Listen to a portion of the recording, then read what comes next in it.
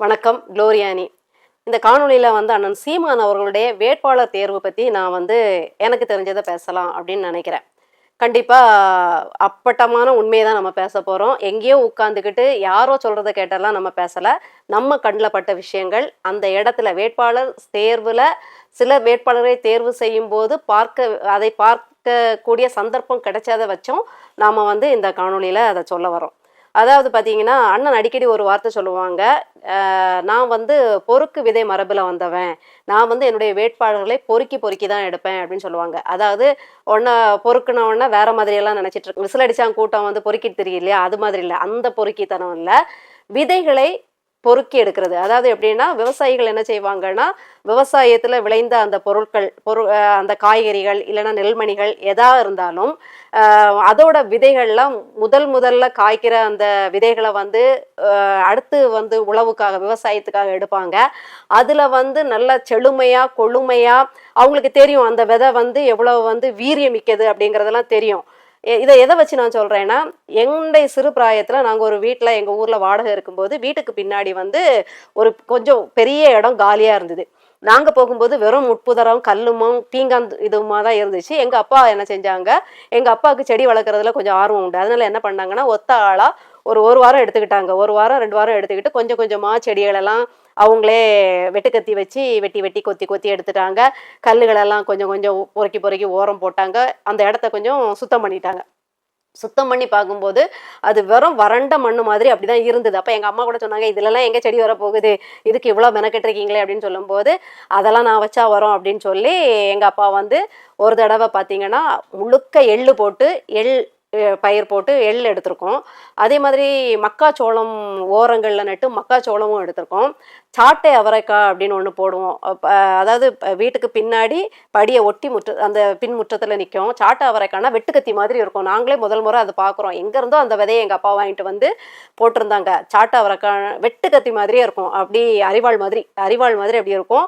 ஒரு 3 காயை ஒரு 4 பேருக்கு உண்டான சமையலில் சேர்த்தா 3 காயே போதும். எங்களுக்கு வீட்டுக்கு போக அது சில நேரம் நிறைய காய்ச்சிரும். அப்போ 3-4 தான் வீட்டுக்கு போதும். மீதி எங்கள் அம்மா சந்தையில் கொண்டு போய் விற்றுக்கிட்டு வருவாங்க. சாட்டவரைக்கான அதுக்கு பேர்.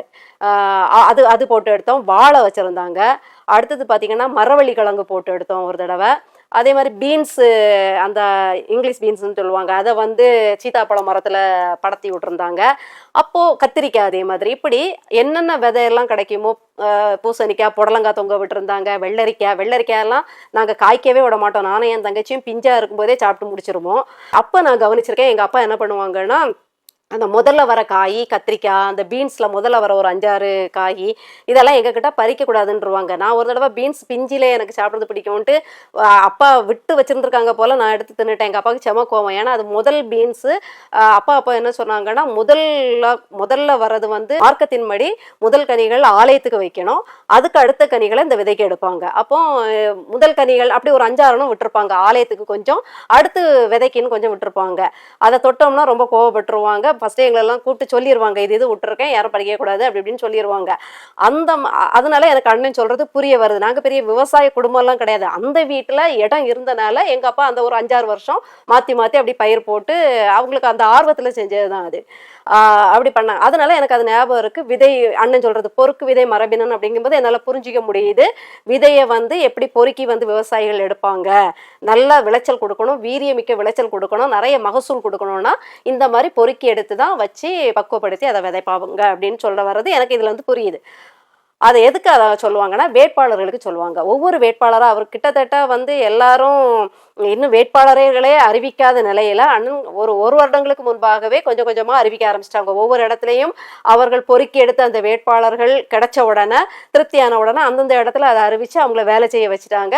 இப்போ பார்த்தீங்கன்னா, போன சனிக்கிழமை மொத்த தொகுதிக்குமே அவர்கள் வேட்பாளர்களை தேர்வு செஞ்சு கிட்டத்தட்ட அறிவிச்சிட்டாங்க. இனிமே அதிகாரப்பூர்வமா 21ஆம் தேதி திருச்சி மாநாட்டில் அறிவிக்க போறாங்க.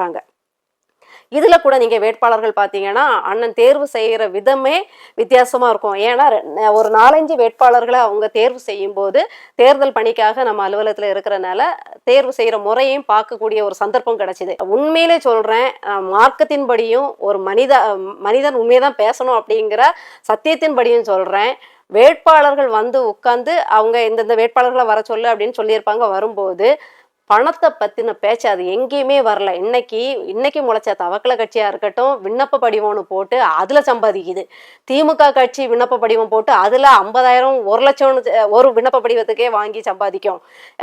அடுத்து விஜயகாந்த் அவர்களுடைய கட்சி அம்மையார் அவர்களும் விண்ணப்ப படிவம் போட்டுக்கிட்டு காத்தாட உட்கார்ந்துட்டு இருக்காங்க. இப்படி ஒவ்வொரு கட்சிகளும் கார்பரேட்டுகள்கிட்ட வாங்கிட்டு பேரம் பேசிக்கிட்டு கூட்டணியில பேரம் பேசி வாங்குறது பத்தாதுன்னு விண்ணப்ப படிவம்னு ஒன்றை போட்டு அதுல சம்பாதிச்சிட்டு இருக்கும்போது எந்த விண்ணப்ப படிவத்தையும் பத்தி கவலைப்படாம அப்படி ஒரு ஒரு விஷயத்தையே கையில எடுக்காம தெரிஞ்சவங்க கட்சியில இருக்கிறவங்க மூலமா என்னென்ன பிரதிநிதித்துவம் வேணும், இப்படி இருக்கணும், என்னென்ன வகையில இப்படி இருக்கிறவங்க இருந்தா கொண்டு வாங்க சொல்லுங்க அப்படிங்கிற மாதிரி சொல்லி பேச்சு வாக்குல கேள்விப்பட்டதன் வாக்குல ஒவ்வொருத்தரும் வந்து சொல்லத அதை வந்து அதுல அவரு வந்து ஒன்னொன்னையா தேர்வு செஞ்சு சமூக பிரதிநிதித்துவம் அண்ணன் வேட்பாளர்கள் தேர்வு செய்யக்கூடிய அதாவது விதம் என்ன அப்படின்னு பாத்தீங்கன்னா, முதலாவது வந்து சமூக பிரதிநிதித்துவம் பார்க்குறாரு. அதை நீங்கள் வந்து அவரை அசிங்கப்படுத்தணும்ன்ட்டு ஜாதி வெறி, சமூக வெறி, அவருக்கு வந்து அந்த வெறி இந்த வெறியும்பீங்க. நீங்கள் சொல்லாத வெறி, உலகத்தில் இல்லாத வெறி எல்லாத்தையும் அவருக்கு தான் சொல்லுவீங்க. ஆனால் அத்தனையும் வெறியையும் நீங்கள் தான் தக்க வச்சிட்டு இருப்பீங்கிறது தான் உண்மை. அவர் வந்து சமூக பிரதிநிதித்துவத்தின் அடிப்படையில் தான் இந்த வேட்பாளர்களை முதலாவது தேர்வு செய்கிறார். எப்படின்னா, நம்முடைய தமிழ்நாட்டை பொறுத்த வரைக்கும் பூர்வ குடிகள் எத்தனை சதவீதத்தில் இருக்காங்க. இப்போ பார்த்தீங்கன்னா ஒரு குறிப்பிட்ட சமூகம், நான் பேர் சொல்லாமலே சமூகம்னே சொல்கிறேன். ஒரு குறிப்பிட்ட சமூகம் வந்து ஒரு 20% இருக்கு அப்படின்னா அந்த சமூகத்தின் பிரதிநிதியா ஒரு 20 பேரையோ 15 பேரையோ தேர்ந்தெடுக்கிறாரு. அடுத்து இன்னொரு சமூகம் 30% இருக்கு அப்படின்னா அந்த சமூகத்தின் பிரதிநிதியா ஒரு 30 பேரை தேர்ந்தெடுக்கிறாரு. அப்புறம் ரொம்பவே நசுக்கப்பட்ட சமூகங்கள்லாம் குயவர், வண்ணார், இதுல யாரையும் நம்ம வந்து விட்டுறக்கூடாது. மருத்துவர்கள், மருத்துவ தொழில் செய்யறவங்கள குறிப்பிடப்படுறவங்க, இவங்க யாரையும் நம்ம விட்டுறக்கூடாது. எந்த ஒரு சமூகத்தையும் புறந்தள்ளிடக்கூடாதுங்கிறதுல ரொம்ப கவனமா இருந்து தமிழ்நாட்டுல தமிழ் குடிமக்கள் எத்தனை சதவிகிதத்துல இப்ப வாழ்றாங்க அப்படிங்கிற ஒரு கணக்கீடு இருக்கு இல்லையா, அந்த கணக்கீட்டின் அடிப்படையில அந்த சதவீதத்துக்கு ஏற்ற மாதிரி அந்த எண்ணிக்கையின் அடிப்படையில வேட்பாளர்களை அவர் வந்து தரம் பிரிச்சிடுறாரு, அதாவது பிரிச்சிடுறாரு, பட்டியலிட்டுறாரு. முதலாவது இந்த சமூகத்துல இத்தனை பேரு, இந்த சமூகத்துல இவ்வளவு பேர் இருக்காங்க அப்ப இத்தனை பேரு, இந்த சமூகத்துல இத்தனை பேர் இருக்காங்க அப்ப இவ்வளவு பேரு அப்படின்னு எல்லாத்தையுமே குறிச்சிடுறாரு. இதுல நீங்க அந்த பட்டியலை பார்த்தீங்கன்னா பிற்படுத்தப்பட்டோர் அப்படின்ட்டு அமுக்கப்பட்டோர், அதாவது தானா அவங்க பிற்படுத்திக்கல தங்களை தாங்களே அவங்க தாழ்த்திக்கல, தாழ்த்தப்பட்டோர்னு ஒரு கும்பலால தாழ்த்தி வைக்கப்பட்டாங்க இல்லையா, அந்த சமூகங்கள் தான் நம்முடைய பூர்வ குடியெல்லாம் அதிக சதவீதத்துல இருக்கனால அந்த சமூகத்துல உள்ள பிரதிநிதிகள் தான் அதிகமாவே இருக்காங்க. இவரை போய் நீங்க வந்து ஒரு மோசமான ஒரு சொல்லாடல் வச்சு அவரை வந்து நீங்க சித்தரிக்கிறீங்க. ஆனா அந்த 21ஆம் தேதி அத்தனை பேரோட பட்டியல் வரும்போது உங்களுக்கே புரியும் அவர் எப்பேற்பட்ட சமூக பிரதிநிதித்துவத்தோட அவருடைய பார்வையை அவர் வச்சிருக்காரு, எப்படி வேட்பாளர்களை பொறுக்கி எடுத்திருக்காரு அப்படின்னு. எந்த சமூகத்தையும் அவர் புறந்தள்ள, அதாவது தாழ கிடப்பாரை தற்காத்து தூக்கி விடுறதுதான் வந்து ஒரு உண்மையான மனிதன் செய்யக்கூடிய ஒரு நற்செயல் அப்படிங்கிறத புரிஞ்சுக்கிட்டு தாழ கிடக்கிறவங்களை அவர் தூக்கி விடணும். அப்போ அவங்களுக்கான அதிகாரமும் பிரதிநிதித்துவமும் கிடைச்சாதான் அந்த சமூகம் மேல வரும். அந்த சமூகத்துக்காக இவங்க நின்று நல்ல நற்செயல்கள் புரிஞ்சு எல்லா சமூகமும் ஒரே சமத்துல வந்து சமத்துவம், சமூக நீதி அப்படிங்கிறதுல வந்து நிற்கும். இந்த திமுக திராவிட கட்சிகள் மாதிரி சமூக நீதி சமத்துவம்னு பீத்திக்கிட்டு சமூக அநீதியையும் சமத்துவ மின்மையும் பேணுகிற கட்சி கிடையாது. சமூக நீதியும் சமத்துவம் பார்க்கிற ஒரே கட்சி தலைவர் அண்ணன் சீமான் அவர்கள் தான். அவர் தன்னுடைய சமூகத்தை அப்படியே தூக்கி பிடிச்சு அவங்களுக்கு சராமரியா கொடுத்துடணும் அப்படின்னு அவர் கொடுக்கவில்லை. அது எத்தனை பெர்சன்டேஜ், எத்தனை சதவீதம் இருக்காங்களோ அந்த சதவீதத்துக்கு ஏற்ற எண்ணிக்கையில தான் அதை நிப்பாட்டி இருக்காரு. அதே மாதிரி கிறிஸ்தவ மக்கள் எவ்வளவு சதவீதமோ அதுக்கேற்ற மாதிரி, இஸ்லாமிய பெருமக்கள் எவ்வளவு இருக்காங்களோ அதுக்கேற்ற சதவீதத்துல அவர் வந்து முதலாவது சமூக பிரதிநிதித்துவத்தின் அடிப்படையில வேட்பாளர்களை தேர்வு செய்யறாரு. அதுக்கு பிறகு என்ன பாக்குறாருன்னா, ஓரளவுக்கு நல்லா மெத்த படித்தவர்களா இருக்கணும். ஏன்னா கல்வி கற்றவர்கள் வந்து திறம்பட செயலாற்றுவாங்க. கல்வி கற்றவருக்கு ஒரு சிறப்பு இருக்கு. அவன் வந்து தன்னுடைய அறிவாற்றல் மூலமாக எளிமையாக மக்களை கையாளும் திறன் பெற்றிருப்பான். மக்களின் குறைகளை அறிஞ்சு வச்சிருப்பான். ஒரு தெளிவு இருக்கும். கற்றோருக்கு செல்லும் இடமெல்லாம் சிறப்பு அப்படிங்கும்போது ஓரளவுக்கு நல்ல கல்வி கற்றவர்களா இருக்கணும் அப்படிங்கிறத எதிர்பார்க்கிறாரு. ஆனா குறைஞ்சபட்ச கல்வி பெற்றவர்களையும் அவர் எடுத்திருக்காரு. எதுக்காகனா அதுவும் ஒரு சமூக பிரதிநிதித்துவத்தின் அடிப்படையில இந்த பிரதிநிதி இவர்களுக்காக எடுக்கப்படும் இந்த பிரதிநிதி ரொம்ப குதிரை கொம்பா கிடைக்கிறாங்க, எவ்வளவோ சல்லடை போட்டு தேடியும் கிடைக்கல, அபூர்வமா இவங்க கிடைச்சிருக்காங்க. அப்போ இவங்கள்ட்ட இப்போ வந்து நாம நீங்க மெத்த படிச்சவங்களா தான் இருக்கணும்ட்டு இந்த பிரதிநிதியை நாம கைவிட்டுறக்கூடாது, நழுவி போயிடக்கூடாது. கிடைச்ச வந்து இந்த சமூகத்துக்கு கிடைச்ச இந்த பிரதிநிதியை நாம வந்து வேட்பாளர் ஆக்கணும் அப்படிங்கிற ஒரு உன்னதமான நோக்கத்துல அந்த படிப்பை கூட பார்க்காம சில பிரதிநிதிகள் வேட்பாளர்களை அவர் தேர்ந்தெடுத்திருக்காரு. அப்போ விவசாய பெருமக்களோட கஷ்டம், விவசாயிகளோட அருமை தெரியணும்னா அப்போ விவசாயம் செய்கின்ற விவசாயத்தின் பால் ஈர்க்கப்பட்ட விவசாயத்தையே தன்னுடைய வாழ்வியலா கொண்டிருக்கக்கூடிய சமூகத்தில இருந்தும் இந்த வேட்பாளர்களை அவர் தேர்வு பண்ணியிருக்காரு.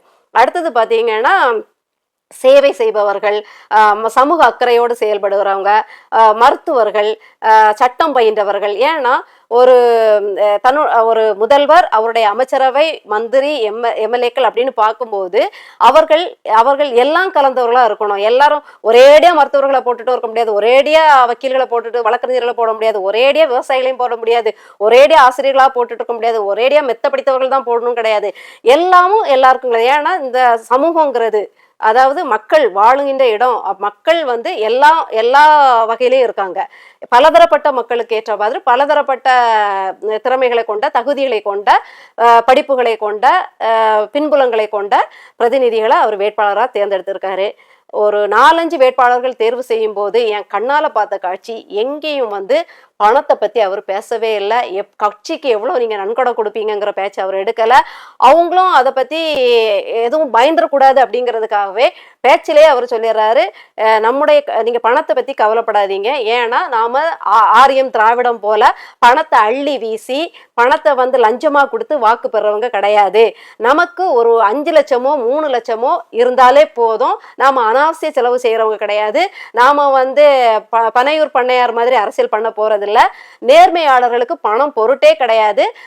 மக்களுக்கு பணம் செலவழிச்சுதான் வாக்கு வாங்கணுங்கிறதே கிடையாது. நம்ம தேர்தல் பணிகளுக்காக போகும்போது வாகனத்துக்கான செலவுகள், பெட்ரோலுக்கான செலவுகள், அடுத்தது வந்து நம்ம கூட வர்றவங்களுக்கான சாப்பாடு செலவு, அதுக்கு மட்டும்தான் செலவாகுமே தவிர வேற நாம வந்து வக்கணையா ஆடம்பரமா பணத்தை அள்ளி வீசி நம்ம தேர்தலை சந்திக்க போறது கிடையாது. அதனால நமக்கு பணம் தேவையே கிடையாதுன்னு தெளிவா சொல்லிடுறாரு. அப்ப என்னதான் செய்வீங்க அப்படின்னா, அவருடைய நினைப்பு என்னன்னா, ஒரு தொகுதிக்கு நம்ம சாப்பாடு, இந்த வாகன எரிபொருள் வசதி, பொதுக்கூட்ட மேடைகள் இதெல்லாம் போடுறதுக்கு எளிமையா போட்டாலே ஒரு 5 லட்சம் 6 லட்சம் 7 லட்சம் மிஞ்சி போனா 10 லட்சத்துக்குள்ள செலவழிச்சா போதும். அப்போ அதை அந்த தொகுதி சார்ந்தவங்களே செஞ்சாரு. இதை எப்படி செய்வாங்க அப்படின்னா, அந்தந்த தொகுதியே அந்தந்த பொறுப்பை பாதிக்கு மேல எடுத்துக்கிறாங்க, அவங்களே அந்த செலவுகளை செய்யறாங்க. ஒருவேளை வேட்பாளர் பின்புலம் கொஞ்சம் நல்லா இருக்குது, அவங்க செலவழிப்பாங்கன்னா அவங்க தானாக முன் வந்து செலவழிப்பாங்க. அதை கூட அண்ணன் கேட்டதே கிடையாது. நல்ல பின்புலத்தோட வந்த மருத்துவர் அப்படின்ட்டு பெரிய பெரிய பின்புலத்தோட வந்தவங்க கூட வேட்பாளர் தேர்வு நான் பார்த்தேன். அவங்ககிட்ட கூட அண்ணன் பணத்தை பத்தி நீங்க செலவழிப்பீங்களா எதுவுமே கேட்கல. அது அவங்களா இனிமே செலவழிப்பாங்க, அவங்களா தோணி செலவழிச்சா உண்டே தவிர அண்ணன் அதாவது ஒரு கட்டளையாகவோ இல்ல ஒரு பேச்சுக்கு கூட அந்த பணங்கிற வார்த்தையே அங்க வரவே இல்லை. அந்த பணத்தை பத்தின பயத்துல, ஏன்னா நிறைய பேர் எளிமையான பின்புலத்துல இருந்து தான் வராங்க. நிறைய பாத்தீங்கன்னா இது இருளர் இதுல இருந்து வராங்க, மலைவாழ் மக்கள்ல இருந்து எடுத்திருக்காங்க, இன்னும் குயவர், நாவிதர், இந்த மாதிரி இதுல இருந்து எளிய பின்புலங்கள்ல இருந்து எடுத்திருக்காங்க. இவங்க எல்லாருமே பாத்தீங்கன்னா பெரிய பெரிய பணக்கார பின்புலம் கொண்டவங்க கிடையாது. அவங்களால கண்டிப்பா தேர்தலில் செலவிட முடியாது. அதை அவங்க சொல்லிடும் போது அவங்க பயந்துடக்கூடாதுங்கிறதுக்காக முதலாவதே தெளிவா அண்ணன் சொல்லிடுறாரு, பணத்தை பத்தி யோசிக்காதீங்க, நம்ம ஆடம்பர செலவு பண்ணி பணத்தை செலவழிச்சு வாக்கு வாங்குறவங்க கிடையாது அப்படிங்கிறத தெளிவா சொல்லி அந்த பயத்தை நீக்கிறாரு. அது கட்சி பார்த்துக்கும், கட்சியோட திரள் நிதியில இருந்து என்ன தர முடியுமோ அதை பிரிச்சு 234 தொகுதிக்கும் கொடுத்துரும். போதா குறைக்க அந்தந்த தொகுதியில் உள்ளவங்க செலவழிச்சுக்குவாங்க. நல்ல பின்புலம் கொண்ட வேட்பாளர்கள்னா அவங்களா மனம் வந்து என்ன செலவு செய்யணுமோ அதை செஞ்சுப்பாங்க. இதுதான் கட்சி இன்னைக்கு வரைக்கும், அன்னையில இருந்து இன்னைக்கு வரைக்கும் தேர்தலை சந்திக்கிற வித்தை. இந்த பெரிய குரலி வித்தையோ பெரிய கம்ப சூத்திரமோ எதுவும் கம்ப ரகசியமோ எல்லாம் கிடையாது.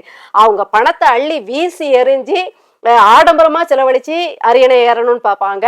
இங்க என்ன செலவு உண்டோ, உயிர் நடமாடுறதுக்கும் சாப்பிட்றதுக்கும் எரிபொருளுக்கும் உண்டான இந்த செலவுகள் தான் நடக்கும். அப்படிங்கறதுனால பணத்தை பத்தி கவலையே கிடையாது. தைரியமா வேட்பாளர்கள் அவர் கேட்கறது, இன்னொன்னு வேட்பாளர்கள்ட்ட கேட்கறது என்னன்னா, நீங்க வந்து தைரியமா பேசுவீங்களா, என்னுடைய கொள்கையை உள்வாங்கியிருக்கீங்களா, அதை கேட்கறாரு. நீங்க வந்து என் கொள்கையை உள்வாங்கி தான் வந்திருக்கீங்களா, உங்களுக்கு வந்து எங்க போனாலும் உங்கள்கிட்ட என்ன கேள்வி கேட்டாலும் நம்முடைய கொள்கையை சொல்ல முடியுமா, விளக்க முடியுமா, உங்களுக்கு பேச்சு வராட்டாலும் அதை படிச்சுக்கிடுங்க, இல்ல நல்லா பேசுறவங்கள பக்கத்துல வச்சு உங்களுடைய அந்த பரப்புரைகளுக்கு கூட்டிட்டு போங்க.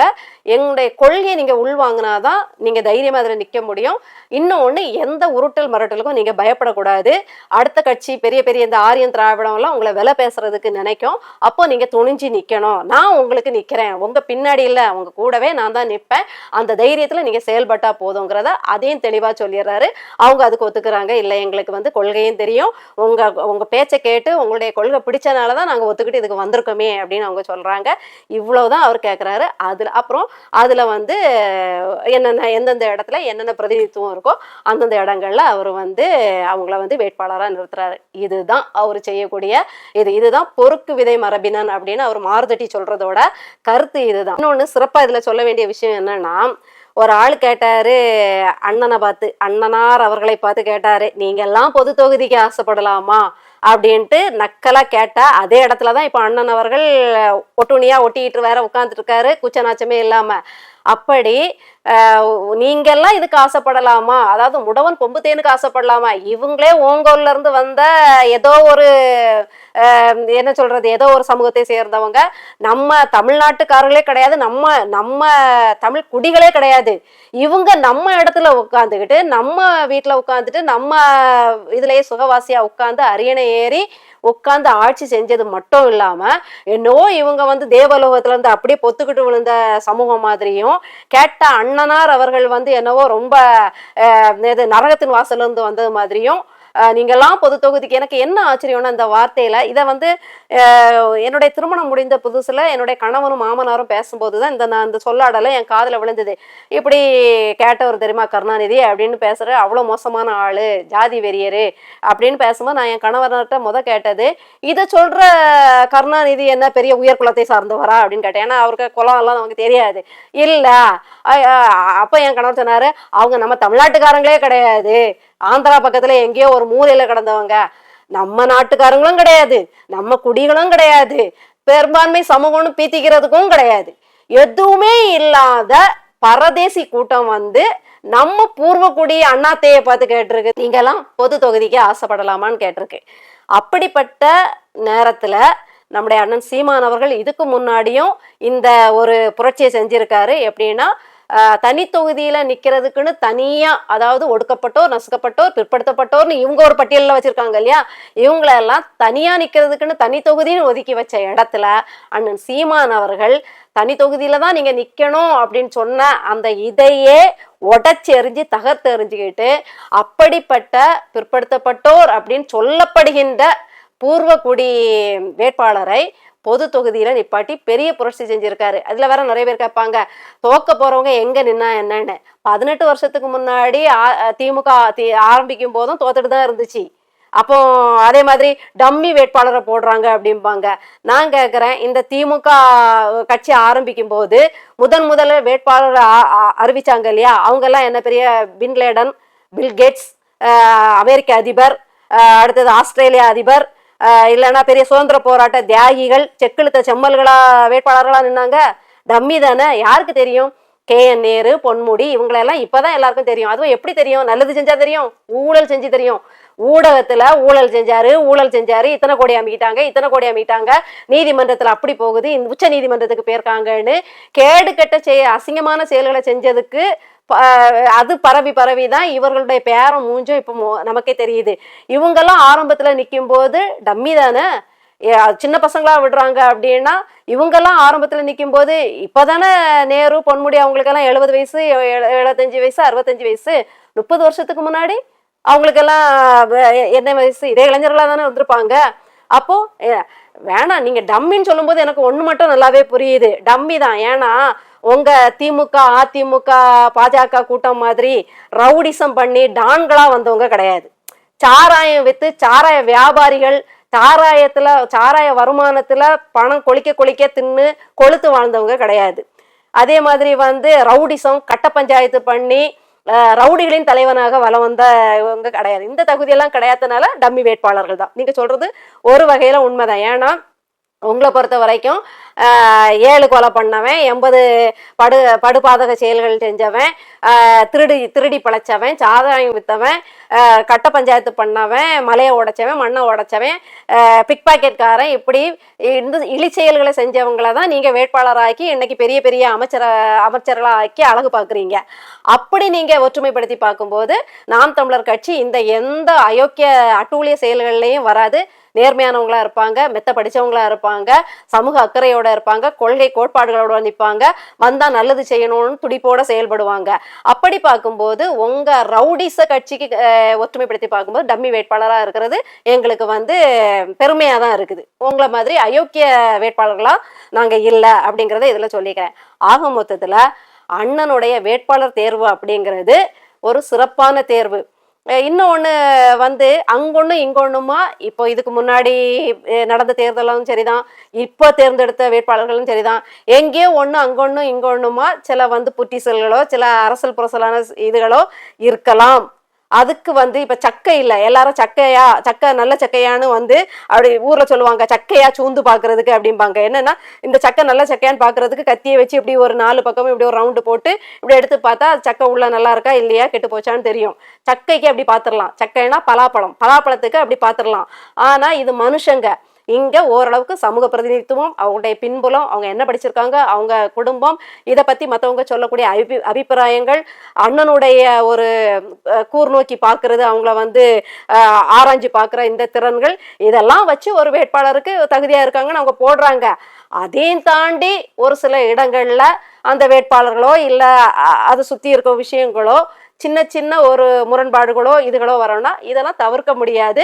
அதையும் களைவாங்க. அப்படி ஒரு என்ன சொல்றது, பெரும் முரணாவோ விஷமத்தனமான விஷயங்கள் இருக்குன்னா அதையும் அண்ணன் கவனத்துல எடுத்துக்குவாங்க. அதையும் எப்படி களையிறது இல்ல ஒதுக்குறதுங்கிறது அதையும் அண்ணன் பொறுப்போட அதுல ஒரு தவறு நடந்தா அது அண்ணனுடைய பொறுப்பு. அதை அவர் தான் ஏத்துப்பாரு. அவர் அதுக்கு நான் என்ன செய்யறது அப்படின்னு போற ஆள் இல்ல. கண்டிப்பா ஒரு தலைவன் தேர்வு செய்யறாருன்னா 100% நல்லதை நினைச்சுதான் அவர் தேர்வு செய்யறாரு. அதுல 1%, 1/2% ஒரு குழப்படி பண்ணிச்சேன்னா அதுக்கு என்ன பிரதிபலன் இல்ல பரிகாரம் செய்யணுமோ அதை அண்ணனே பார்த்துப்பாங்க. மற்றபடி அவர் தேர்ந்தெடுக்கின்ற முறை அப்படிங்கிறது சமகால அரசியல்ல இதுவரைக்கும் உலக அரசியல்லையும் கிடையாது, உள்ளூர் அரசியல்லையும் கிடையாதுங்கிறது தான் உண்மை. அதை நேர்ல சில தருணங்கள்ல பார்த்தனாலதான் இதை நான் வெளிப்படையா இதை சொல்ல முடியுது. கண்டிப்பா அவருடைய வேட்பாளர் தேர்வு ரொம்பவே அசந்து போற அளவுக்கு தான் இருந்திருக்கு. அந்த அளவுக்கு அவர் அவ்வளவு யோசிச்சு அப்படி பண்ணி இப்படி பண்ணி அதை அந்த அழகா அதை பொருத்தி போட்டு இப்படி பண்ணுங்கப்பா, அதை பண்ணுங்க, இதை பண்ணுங்க, இப்படி பாருங்கப்பா, அப்படி பாருங்கப்பா, சும்மா அந்த எவன் அதிகம் பணம் கொடுக்குறானோ அவனை வேட்பாளரா போடுறது, எவன் கோடியில செலவு பண்ணுவானோ அவனை வேட்பாளரா போடுறது, அதெல்லாம் கிடையவே கிடையாது. இப்படிதான் இருக்கணும். இந்தந்த நான் வச்சிருக்கேன் இவ்வளவு தகுதிகள், இந்த தகுதியில யாரு பொருந்தி வராங்களோ அவங்கதான் வேட்பாளர். இங்க பணத்துக்கோ சிபாரிசுக்கோ இடம் இல்லை அப்படிங்கிறது தான் உண்மையிலும் உண்மை.